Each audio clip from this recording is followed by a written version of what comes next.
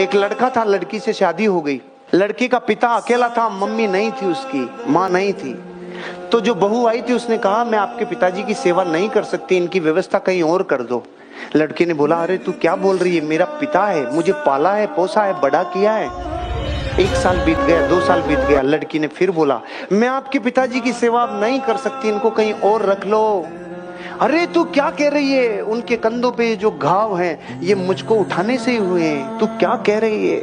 और 5वें साल तक आते आते झंडा गाड़ दिया, या तो तेरा पिता को चुन या मुझे चुन, दोनों में से एक चुन। लड़की की हालत रुआंसी हो गई।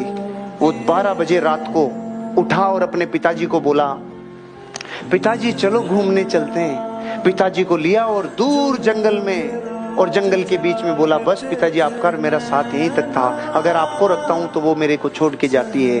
आपका तो जीवन अब पूरा होने को आया, वो तो मेरे साथ जन्मों तक रहेगी, मैं आपको यहीं पे छोड़ के जा रहा हूं, अब जीवन में दोबारा नहीं मिलेंगे। पिताजी की आंख में आंसू आ गए और रोते रोते कांपते होंठों से पिताजी ने बोला, बेटा मुझे यहाँ से 3 किलोमीटर आगे छोड़।